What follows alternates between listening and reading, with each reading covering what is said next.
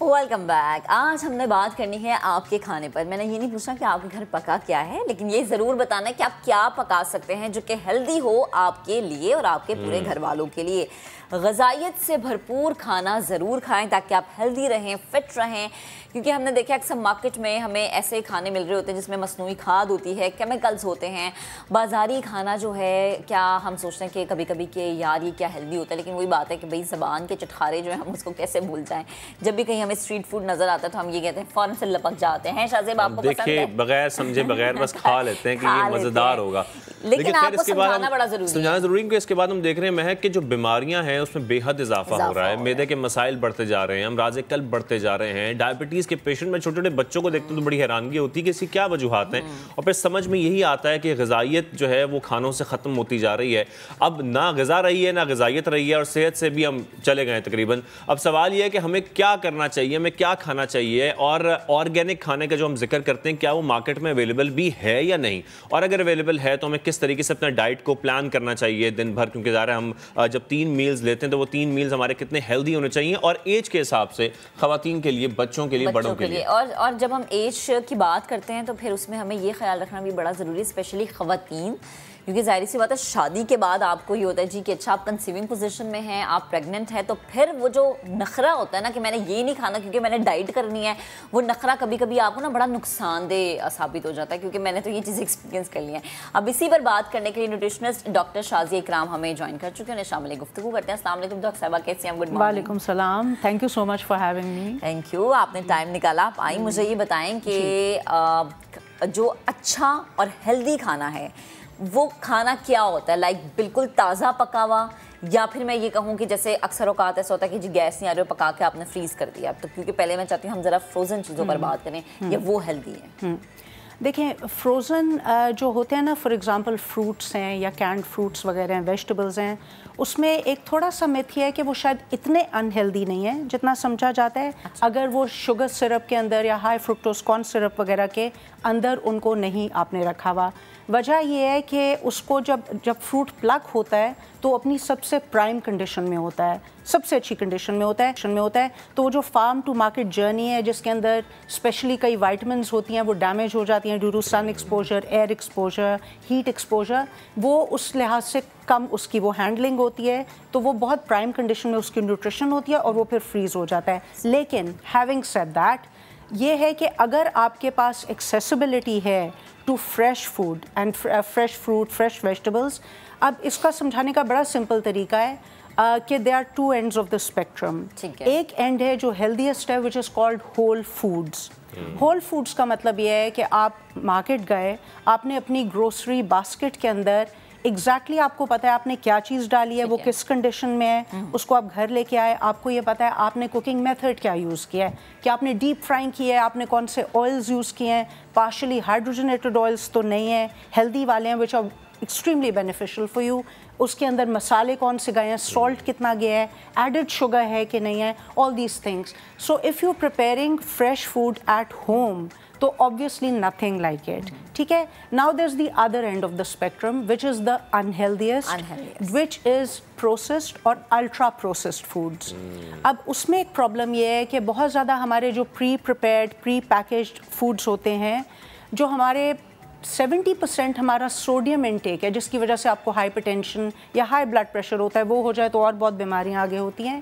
So 70% of that you get from all these pre-packaged foods and everything. ٹھیک ہے. So which means کہ you are taking an excess of salt. اس کے بعد یہ ہے کہ you probably have added sugars in them تاکہ ان کی palatability یا flavor زیادہ ہو جائے. ٹھیک ہے. تو وہ آپ اس کو کنٹرول نہیں کر رہے, اینڈ پھر ان کی فوڈ پروسیسنگ کیسے ہوئی ہوئی ہے, کون سے میکنزم کے انڈر گو وہ کیا ہے, تو وہ پروسیسڈ اور ultra processed foods are actually inflammatory foods. ٹھیک ہے. ابھی پوری دنیا کووڈ سے گزری, ابھی اس کے ڈفرینٹ ویریئنٹس آتے جائیں گے, اور ڈیزیزز آتی ہیں نہیں آتی, so there is always a flux of some organisms اور the other. So it's important کہ your body is not in a state of, جسے کہتے ہیں نا لو گریڈ کرونک انفلیمیشن, جس کا پتہ بھی نہیں چلتا, اور لو گریڈ کرونک انفلیمیشن سے بہت ساری بیماریاں ہوتی ہیں اور جو لائف تھریٹننگ بیماریاں ہوتی ہیں. سو اس میں یہ ہے کہ آپ ہول فوڈس کی طرف جائیں. کبھی کبھی obviously we're all humans, life happens, there's always going to be, you know, you'll be socializing, there'll be occasions when you would want to eat out. तो उसमें ये है कि आप उसको few and far between रखें. That would be the exception, not the rule, not the routine. Because nowadays, like you talked about children, बच्चे बहुत ज़्यादा ये होता है कि they just simply, you know, home delivery हो रही है. They just don't like home cooked food. तो आपने palate, family की palate develop भी करनी है towards whole foods. ये तो difference आपने बहुत अच्छे तरीके से define किया. लेकिन एक और problem हमारे यहाँ बहुत ज़्यादा common है हर घर में, बच्चों को लेकर, बड़ों को लेकर, सब चाहते हैं कि वो खालिस दूध पिए, लेकिन अवेलेबल नहीं है. किसी पर शक किया जाता है कि वो दूध में पानी मिला रहा है. कहीं ये कहा जाता है कि जो पैकेट आपके आते हैं दूध के वो वैसे ही हेल्दी नहीं है. क्या करना चाहिए? दूध इनटेक तो बड़ी ज़रूरी है आपके बच्चों के लिए भी, बड़ों के लिए भी. बिल्कुल बिल्कुल. अच्छा, जब आप डेयरी की बात करते हैं, दूध है, योगर्ट है, चीज़ है, ठीक है, butter जो है that is saturated fat. So I do not recommend butter. Again, few and far between हो गया, but saturated fats are harmful fats जो आपके LDL levels को blood में ज़्यादा करते हैं. अच्छा, बाकी जो डेयरी है जिसमें चीज़ है, योगर्ट है, मिल्क है, अगेन उसके अंदर यानी बच्चों में तो चलें फिर भी they can probably get away with it up to a certain age, but after childhood and maybe adolescence आपको you should take low fat dairy. Because अगर आप फुल फैट डेयरी लेते हैं या होल मिल्क लेते हैं फॉर दैट मैटर, उसका problem यह है कि उसके अंदर सैचुरेटेड फैट्स हैं और उसके अंदर ट्रेसेस ऑफ ट्रांस फैट्स भी हैं, which is the most dangerous form of fat जो आपके LDL को ज़्यादा करता है और HDLs को जो गुड फैट्स हैं ब्लड में कम कर देता है. So basically yes, milk is fantastic. आपने औरतों की भी बात की, यू नो, उनकी बोन्स के लिए बहुत हेल्दी है, बच्चों को बहुत ज़्यादा बोन ग्रोथ चाहिए, एल्डरली इंडिविजुअल्स को चाहिए. So yes, milk is very important. उसमें आपको प्रोटीन, कैल्शियम, पोटेशियम, फॉस्फोरस, बहुत ज़्यादा वाइटमिन्स एंड मिनरल्स मिलेंगे. बट प्लीज़ कोशिश करें कि ज़्यादा आप लो फैट डेयरी में रहें.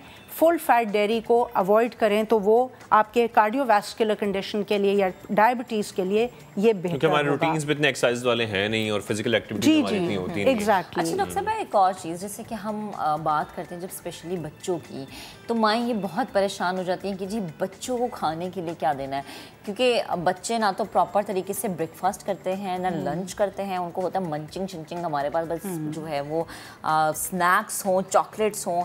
तो माएँ जो ये परेशान है कि बच्चों का डेली रूटीन का आपने उनका इंटेक बड़ा अच्छा करना है, वो क्या करें? राइट. अच्छा, एक तो उसमें सबसे इम्पॉर्टेंट चीज़ ये है कि पाकिस्तान का जो ईटिंग पैटर्न्स हैं उसमें हमारे स्टेपल्स के अंदर यू हैव राइस और यू हैव रोटी या यू हैव ब्रेड, ठीक है, या बन्स हो गए, जो भी है.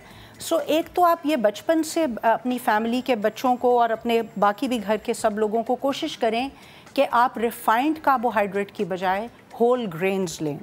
होल ग्रेन्स का मतलब है ब्राउन राइस, उसका मतलब है होल व्हीट ब्रेड, उसका मतलब है बाले जिसमें जौ है या मिलेट्स जो बाजरा है, ठीक है, ऑल दीज थिंग्स.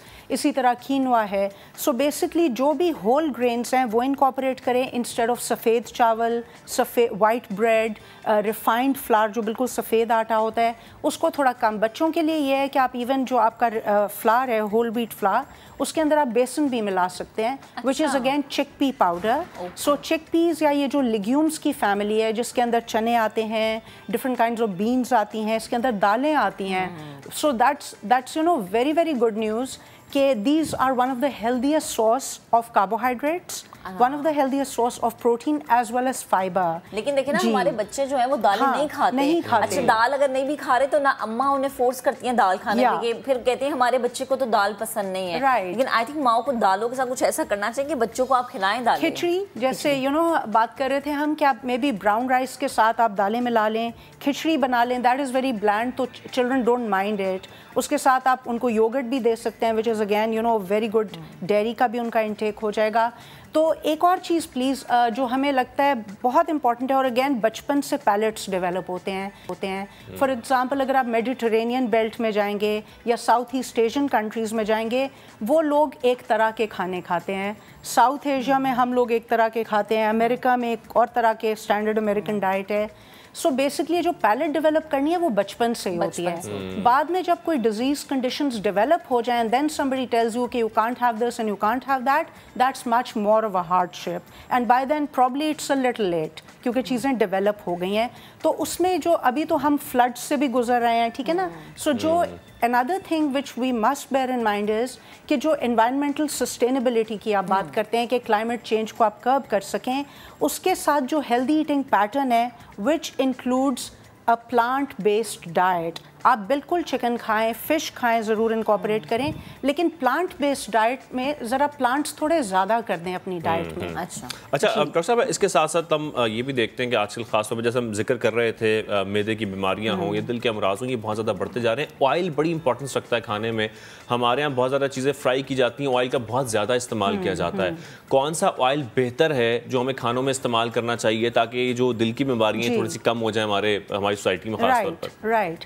اچھا دیکھیں, آئلز یا فیٹس بیسکلی جو ہوتے ہیں, ایک تو ہوتے ہیں انسیچوریٹڈ فیٹس جس میں مونو انسیچوریٹڈ ہوتے ہیں جس کے اندر اولیو آئل آ جاتا ہے, ٹھیک ہے, یا آپ کے ہوتے ہیں پولی انسیچوریٹڈ فیٹس جس میں for example soya bean oil آ جاتا ہے, کارن آئل آ جاتا ہے, سن فلاور آئل آ جاتا ہے.